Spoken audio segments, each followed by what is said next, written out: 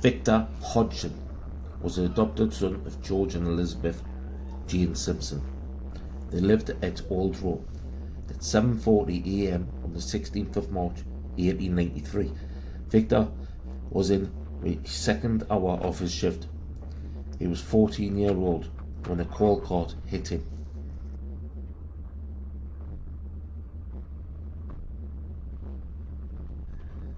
John Lamb was 33-year-old on the 24th of April 1896 when a large boulder suddenly come away and killed him. Alfred Horn was a pumpman at Walbottle. He was found lying dead on the rails on the 7th of June 1914. He was at the age of 52-year-old. James Armstrong is buried at St Michael's in Newburn. He was killed by falling stones on the 26th of June 1877. On his gravestone reads, "In memory of James Armstrong, who lost his life by the falling of stone at Walbottle Colliery on June the 26th of 1877. He is also buried with his whole family."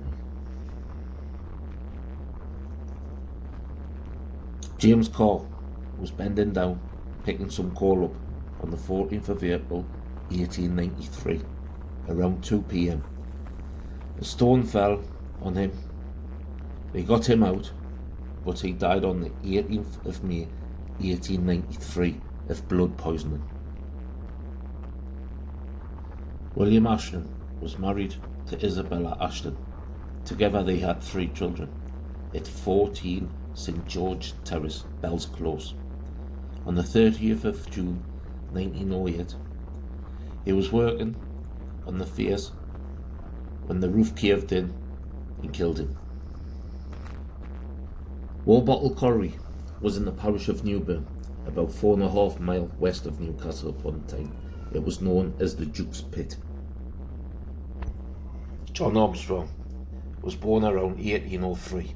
He got killed by falling of stones on the 26th of December 1869. Robert Browell was the son of John Browell. They lived at 6 Low Square, Walbottle. Robert was working down the pit when the roof caved in. He was rescued, but on the 11th of November 1983 he died. He was buried at St Michael's, Newburn.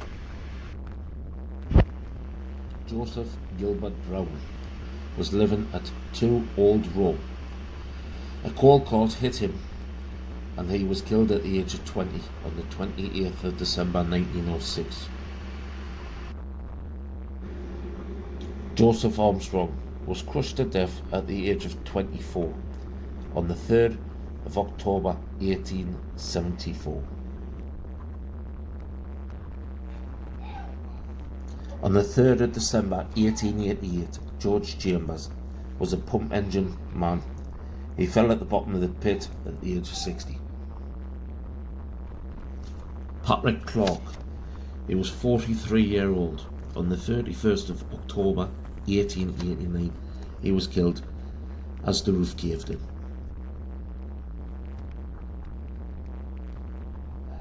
William Johnson, at the age of 36, was killed in 1873 by crushing of machinery.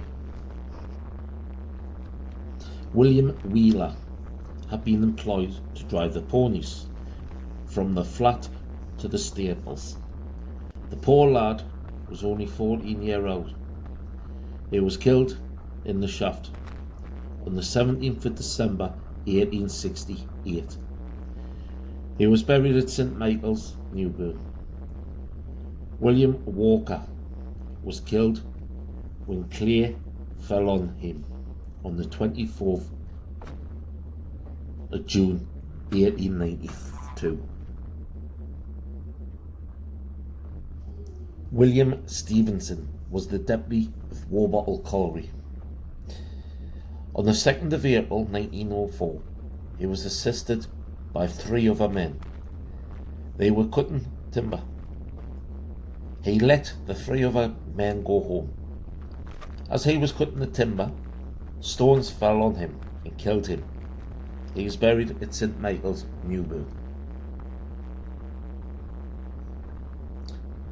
William Smith, he was only 16-year-old on the 24th of June 1901.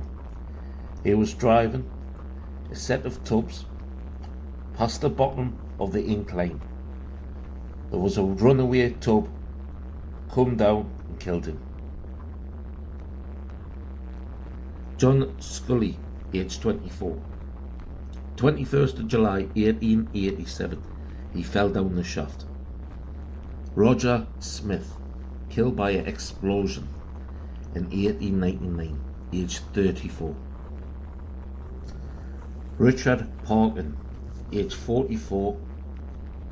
In 1906, he was crushed by a set of tubs. John Parker, he fell down the shaft. He was 17-year-old on the 28th of July 1887. Richard Gardner, he died from a fever. It was alleged that he received an injury in the pit. He was 18-year-old, August 1895. William Floyd, he was 13-year-old. He was killed by falling stones in 1867.